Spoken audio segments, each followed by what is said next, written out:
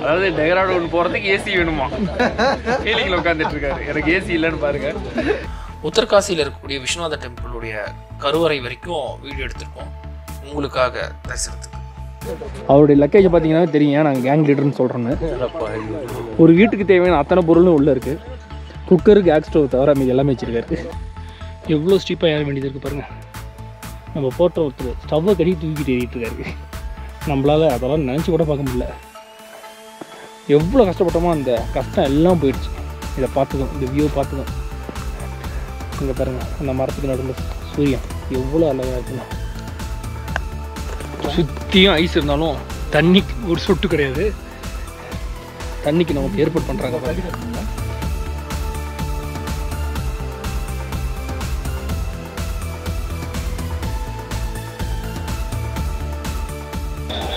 Hi, டே 1 morning, early morning 4 o'clock ஆகுது. எல்லாம் back பண்ணி எடுத்தாச்சு, ரெடியாக இருக்கும். மார்னிங் ஃப்ளைட் பார்த்தீங்கன்னா 7 o'clock. இந்த நிவார் புயல் காரணத்தினால செக்இன் வந்து கொஞ்சம் சீக்கிரமே பண்ணுங்கள் அப்படின்னு சொல்லிட்டாங்க. அதனால் 5 o'clock நம்ம அங்கே இருக்கணும். ஃப்ரெண்ட் ஒருத்தர் வந்து பிக்கப் பண்ண வந்துட்டுருக்காரு. ஓலா, ஊபர் எல்லாமே, டாக்ஸி எல்லாமே எதுவுமே புக்கிங் எடுத்துக்கலைங்க. அவர் பிக் பண்ணதுக்கப்புறம் நேராக ஏர்போர்ட் போக வேண்டியதான். நிவார் புயல் காரணத்தினால ஃப்ளைட்ஸ் எல்லாம் கேன்சல் ஆகிட்டு இருந்த சூழ்நிலையில் நம்ம ஃப்ளைட் கேன்சல் ஆகாமல் டேக் ஆஃப் ஆனது நம்ம ரொம்ப லக்கின்னு தான் சொல்லணும். நம்ம ஃப்ளைட் டேக் ஆஃப் ஆனதுக்கப்புறம் 3 மணி நேரம் கழிச்சு இருந்த எல்லா ஃப்ளைட்ஸுமே கேன்சல் ஆகிடுச்சு. ஓகே கைஸ், டெல்லி வந்தாச்சு. அடுத்தது டெல்லியில் இப்போ வந்துட்டு மெட்ரோ போகணும். மெட்ரோ ரயில்வே ஸ்டேஷன் போயிட்டு அங்கே எதாவது சாப்பிட்றதுனா சாப்பிட்டுட்டு அடுத்தது மேற்கொண்டு போவோம். டெல்லி ரயில்வே ஸ்டேஷன்லேருந்து ஒரு 15 மினிட்ஸ் நடந்து வந்தோம்னா இந்த சீதாராம் திவான்சந்த் அப்படிங்கிற ஹோட்டல் இருக்குது. இந்த ஹோட்டல் வந்து பார்த்திங்கன்னா 1970 ஃபங்க்ஷன் ஆகிட்டுருக்கு. இவங்களுடைய ஸ்பெஷல் ஐட்டம் என்னென்னு பார்த்தீங்கன்னா சென்னா பட்டூரா. ரொம்ப டேஸ்ட்டாக இருக்குது. நீங்கள் டெல்லி வந்தீங்கன்னாலும் ட்ரை பண்ணி பாருங்கள். ஜென்ரலாக இந்த மாதிரியான ஒரு ஹோட்டலை பற்றி ஒரு வீடியோவில் சொல்கிறாங்கன்னா அதுக்கு வந்து பெய்டு ப்ரொமோஷனுக்குன்னு சொல்லுவாங்க. நம்ம வீடியோவில் அந்த மாதிரி பெய்டு ப்ரொமோஷன்லாம் எதுவும் கிடையாதுங்க. நம்ம ட்ராவல் பண்ணுறப்ப நல்ல டேஸ்ட்டான ஃபுட் எங்கேயாச்சும் கிடச்சதுன்னா அதை ஷேர் பண்ணிக்கிட்டோம்னா மற்றவங்களுக்கும் அந்த எக்ஸ்பீரியன்ஸ் கிடைக்கும் இல்லையா, அதுக்காக தான் ஷேர் பண்ணுறோமே தவிர பெய்டு ப்ரொமோஷன்லாம் எதுவும் கிடையாது. சரி, அடுத்து நம்ம டெல்லி ரயில்வே ஸ்டேஷன்லேருந்து தேராதூனுக்கு ஜன்சதாப்தி மூலமாக ட்ராவல் பண்ண போகிறோம். தேராதூன் ரீச் ஆனதும் அங்கேருந்து நைட்டோட நைட்டாக ஒரு வேனை பிடிச்சி உத்தரகாசி விடிகாலைக்குள்ளே நம்ம ரீச் ஆகிடணும். சரி வாங்க போகலாம். நாங்கள் ஷட்டாப்தி ட்ரெயினில் போகிறோம்னு சொல்லி ஒருத்தர் ரொம்ப சந்தோஷமாக ஏறினார். அதுக்கப்புறம் தான் தெரிஞ்சது அவருக்கு இது ஷட்டாப்தி கிடையாது, ஷட்டாப்தி. அதாவது டெஹ்ராடூன் போகிறதுக்கு ஏசி வேணுமா? ஹீலிங்கில் உட்காந்துட்டு இருக்காரு. எனக்கு ஏசி இல்லைன்னு பாருங்க. கண்ணாடியெல்லாம் கட்டிச்சுட்டு வேர்க்கிட்டு இருக்காரு. எல்லாம் ஒன்றும் இல்லைங்க, நல்லா இருக்குங்க, ரொம்ப அருமையாக இருக்குது. நிறைய சிரமங்கள்லாம் தாண்டி கடைசியாக என்ன டெஹ்ராடூன் இந்த யூடியூபர் ஆன் பண்றது மச்சி இருமச்சி டெஹ்ராடூன்ல இருங்க, வெயிட் பண்ணுங்க. முதல்ல பேசிட்டு அப்புறமா ஆன் பண்ணிக்கோ. பார்த்துக்கோ, வேலைக்கு ஆகாது. தேராதூன் வந்தாச்சு. எவ்வளோ கியூ நிற்குதுன்னு தாண்டி நம்ம போகணும். வாங்க.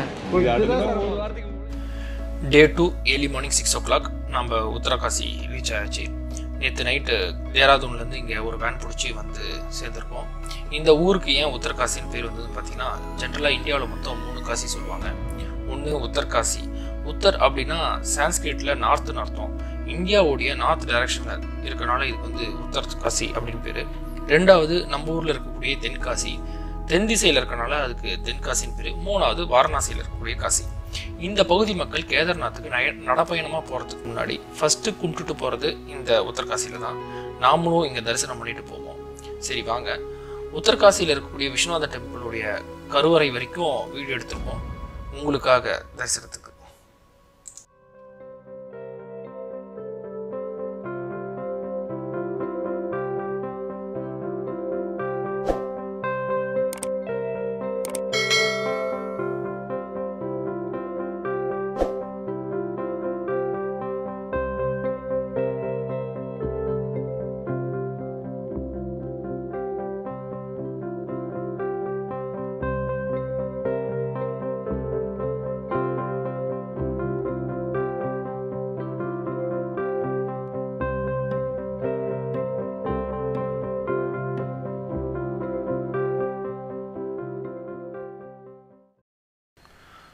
உத்தரகாசி விஸ்வநாத டெம்பிளில் நம்ம தரிசனத்தை முடிச்சுட்டு அடுத்தது உத்தரகாசிலேருந்து ஒரு வண்டி அரேஞ்ச் பண்ணிக்கிட்டு 150 கிலோமீட்டர் தள்ளி இருக்கக்கூடிய காம்நாட் அப்படிங்கிற மலை கிராமத்துக்கு 6 மணி நேரம் ட்ராவல் பண்ணி நம்ம ரீச் ஆனோம்.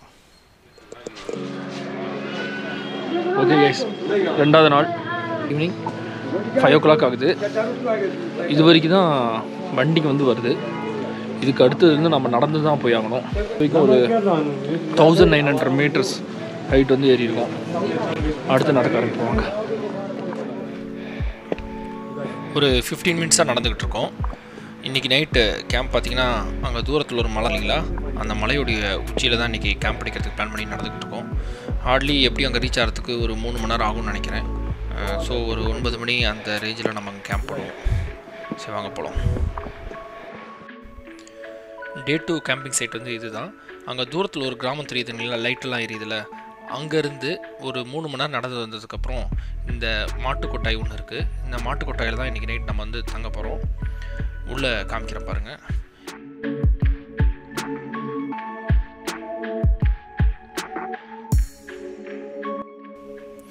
இங்கே நமக்காக சமைச்சிட்ருக்காங்க. இவங்க சமைச்சு முடிச்சதும் சாப்பிட்டுட்டு இங்கே தான் நம்ம நைட்டு வந்து படுத்து தூங்க போகிறோம். அப்படியே கொஞ்சம் ரைஸ். ஃபர்ஸ்ட் நாள் சாப்பாடு நைட் இதுதான். சாப்பாடு ஊர்கா rice. Very good morning. Day 3 early morning 7 o'clock. இமயமலையோடைய அழகு தான் இல்லை, எவ்வளோ அழகாக இருக்குது பாருங்கள். காலையில் எழுந்திரிச்சதும் அங்கங்கே பாருங்கள், இமயமலைக்கு மலை மேலே மகுடம் வச்ச மாதிரி ஸ்னோ வந்து ஃபார்ம் ஆகிருக்கு. நைட்டு இந்த மலையோடைய உச்சியில் தான் ஸ்டே பண்ணுறதா பிளான் பண்ணியிருந்தோம். ஆன் தி வேல மழை அதிகமாக வந்தது. மழை வந்ததுனால பாதி வழியிலேயே ஸ்டே பண்ணிட்டோம். கேம்ப் போகிறதுக்கெல்லாம் டைம் கிடைக்கல. அதனால் இங்கே பார்த்தீங்கன்னா இங்கே ஒரு ஆட்டுக்கொட்டாய் இருக்குது. இந்த ஆட்டுக்கொட்டாயில் தான் நைட்டு ஸ்டே பண்ணியிருந்தோம். Day 3 morning 11 o'clock. பிரேக்ஃபாஸ்ட்டெல்லாம் முடிச்சுட்டு நடக்க ஆரம்பிச்சாச்சு. அடுத்து இன்றைக்கி வந்து 15 கிலோமீட்டர் நல்லா ஸ்டீப்பான ட்ரக் வந்து பிளான் பண்ணியிருக்கு. அதை பாருங்கள், அந்த ரூட்டில் தான் ஏற போகிறோம். போகிற வழியில் ஸ்னோஃபால் வந்து எதிர்பார்க்குறோம். வாங்க பார்க்கலாம். நம்ம டீம் வந்து பாருங்கள் ரெடியாக இருக்காங்க, எல்லாம் ஏற்றி ரெடி ஆகிட்டாங்க. இவர் தான் எங்கள் கேங் லீடர் மகேஷ். அவருடைய லக்கேஜை பார்த்தீங்கன்னா தெரியும், ஏன் நாங்கள் கேங் லீடர்னு சொல்கிறோன்னு. ஒரு வீட்டுக்கு தேவையான அத்தனை பொருளும் உள்ளே இருக்குது. குக்கரு, கேஸ் ஸ்டவ் தவிர மீது எல்லாமே வச்சுருக்காரு. அவர் தான் வந்து தளபதி கோட்டி.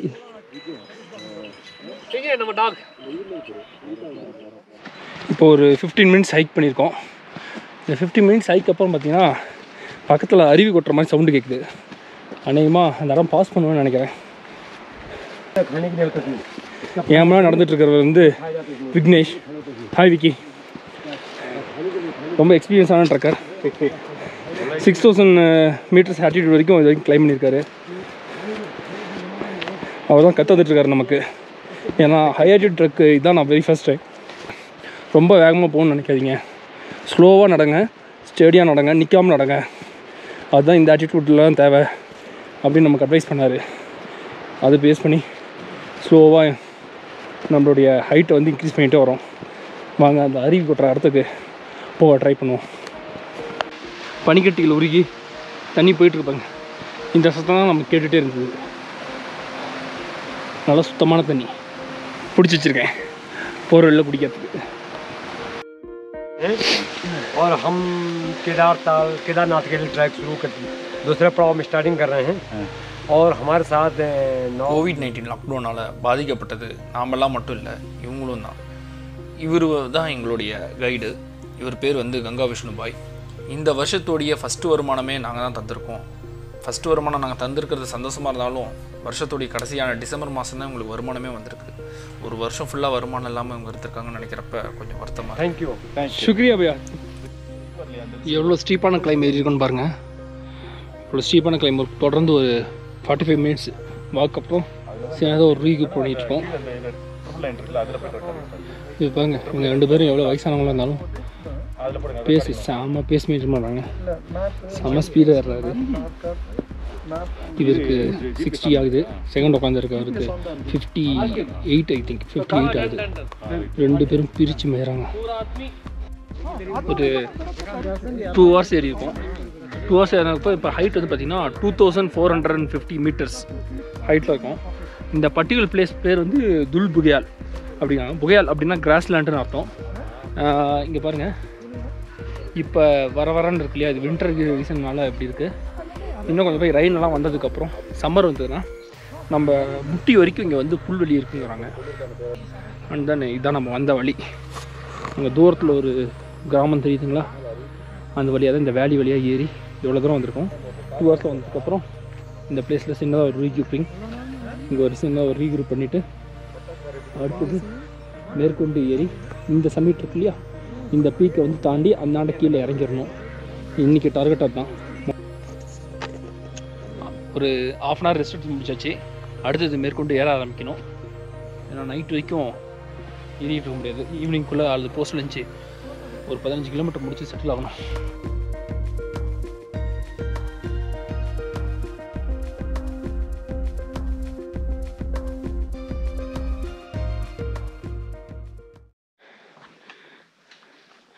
எவ்வளோ ஸ்டீப்பாக ஏற வேண்டியது இருக்குது பாருங்கள். அங்கே ஒருத்தர் நம்ம போட்ட ஒருத்தர் ஸ்டவ்வை கட்டி தூக்கிட்டு ஏறிட்டு இருக்காரு. நம்மளால் அதெல்லாம் நினச்சி கூட பார்க்க முடியல. அப்பப்போ மலை மேலே இருந்து மரத்து மேலே இருந்து பனித்துளி வேறு எப்படி விழுது. அந்த குளிர்லேருந்து தப்பிக்க வேண்டியதாக இருக்குது. பார்த்தா உங்களுக்கு தெரியும்னு நினைக்கிறேன். லொக்கேஷன் இன்னும் சினிமா ஷூட்டிங் எடுக்கிற மாதிரி இருக்குது. இந்த ரோஜா படத்துலலாம் வர மாதிரி இருக்குது. அவ்வளோ நல்லாயிருக்கு. நான் இந்த மாதிரியான லொக்கேஷனை லைஃப்பில் தான் வெரி ஃபஸ்ட் டைம் பார்க்குறேன். என்ன மாதிரி நீங்களும் யாராச்சும் ஃபஸ்ட் டைம் இது பார்க்குற மாதிரி இருக்குதுன்னு கீழே கமெண்ட்டில் மென்ஷன் பண்ணுங்கள். ஆஃப்டர்நூன் 1 o'clock ஆகுது. இன்றைக்கி தான் நம்ம ட்ரக்கோடைய ஃபஸ்ட்டு ஸ்னோ ஃபேஸ்க்கு வந்திருக்கோம். ஐஸை பார்த்து எங்கள் கோட்டி பாருங்க குழந்தையாகவே மாறிட்டார். லைஃப்பில் ஃபர்ஸ்ட் டைம் ஐஸ் பார்க்குறாங்க. மேலே போடுறத மிச்சு தாங்க மாட்டேன் நான்.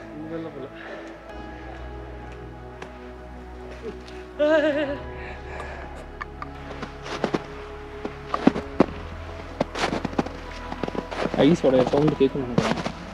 அவ்வளோ ஹார்டாக இருக்குது. நடக்கிறது ரொம்ப கஷ்டமாக இருக்குது.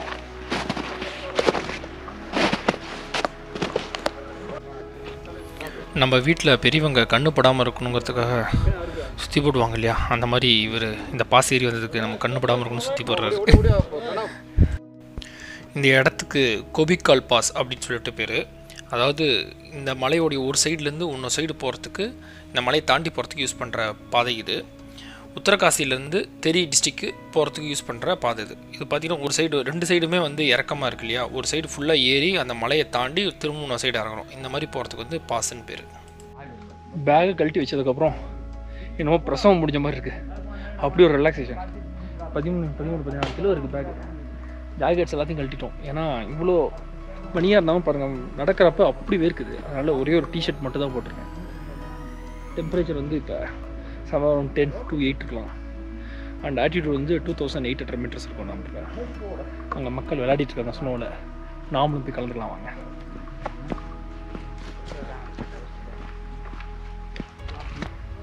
வாவ், வியூ பார்க்குறீங்களா?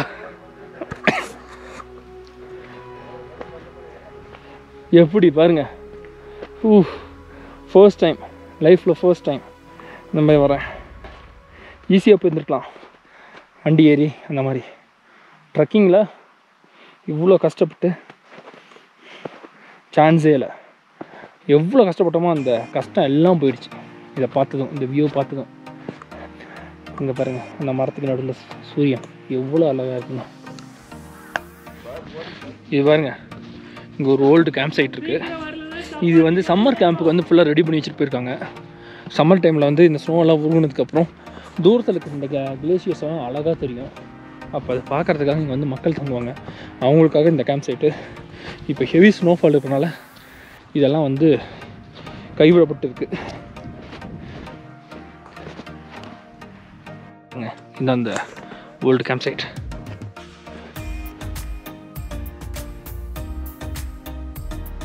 பாருங்க, ஸ்னோவில் வந்து ஜாகிங்கு. வயசான காலத்தில் அங்கே ஒன்று வருது பாருங்க.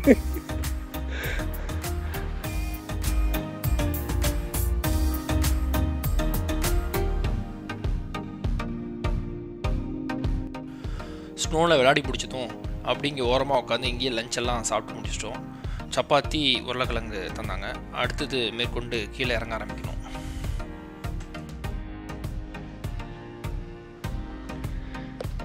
இந்த மலைப்பரப்போட ஏறுறது மட்டும் இல்லை, இறங்குறதும் அவ்வளோ கஷ்டம். எவ்வளோ குறுகலான பாதைகள் பாருங்கள். இதில் தான் இறங்கணும். கொஞ்சம் ஸ்லிப் ஆனோம்னாலும் வாங்க இறங்குவோம். நம்ம மருந்து இறங்கிட்டு இருக்காங்க பாருங்கள். சுற்றியும் ஐஸ் இருந்தாலும் தண்ணிக்கு ஒரு சொட்டு கிடையாது. தண்ணிக்கு நமக்கு ஏற்பாடு பண்ணுறாங்க பாருங்க. அது கிளிப் இதே மாதிரி தான் பழைய ஓடையை வந்து சுத்தம் பண்ணி கொஞ்சம் தண்ணி எல்லாம் போனதுக்கப்புறம் நமக்கு வந்து புதுசாக தண்ணி வந்து பிடிச்சி தருவாங்க. இங்கே வந்து தண்ணிக்கு சோர்ஸ் வந்து இதுதான். அந்த லேண்ட் சைடு பார்த்தோம் இல்லைங்களா, தூரத்துலேருந்து அந்த லேண்ட் சைடு கிட்ட பாருங்கள் வந்துட்டோம் நம்ம. மேலே ஆல்வேஸ் பியூட்டிஃபுல் ஹிமாலயாஸ். இங்கே தான் வந்து இப்போ சின்னதாக ஒரு ரீகுரூப்பு. நல்லா ஸ்டீப்பான டிசென்ட்டுங்க. அதை முடிச்சுட்டு ட்ரெஸ் எடுத்துகிட்டு அடுத்த இடத்துக்கு போவோம். ஒவ்வொரு இடத்துக்கும் நாம் தான் லாஸ்ட்டாக வந்துட்டுருக்கோம். நமக்கு ஏறுறதும் பிரச்சனையாக இருக்குது, இறங்குறதும் பிரச்சனையாக இருக்குது. இன்னும் நிறைய நம்ம ப்ராக்டிஸ் பண்ணணும். சரி வாங்க.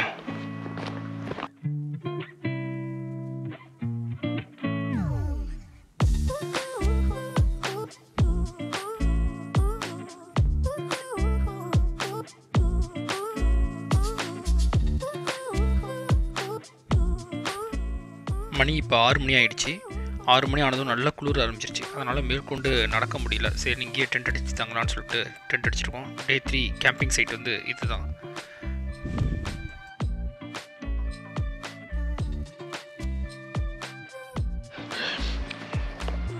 டே 3 இதுதான் சாப்பாடு. பருப்பு குழம்பு, ஊறுகாய். அங்கே பாருங்கள் எல்லாம் வாங்கிக்கிட்டு இருக்காங்க. வாங்கிட்டு வந்து சாப்பிட வேண்டியதுதான். நம்ம டோட்டல் ட்ரிப் வந்து பார்த்திங்கன்னா மொத்தம் 12 நாள். அதில் ஃபஸ்ட்டு 3 நாளை நல்லா வெற்றிகரமாக நம்ம முடிச்சிட்டோம். அடுத்தடுத்த நாட்கள் ரொம்ப டஃப்பாக இருக்க போது அதை வரக்கூடிய வீடியோஸில் பார்ப்போம். Until then, it's bye from Mr. Paradesi. Thank you.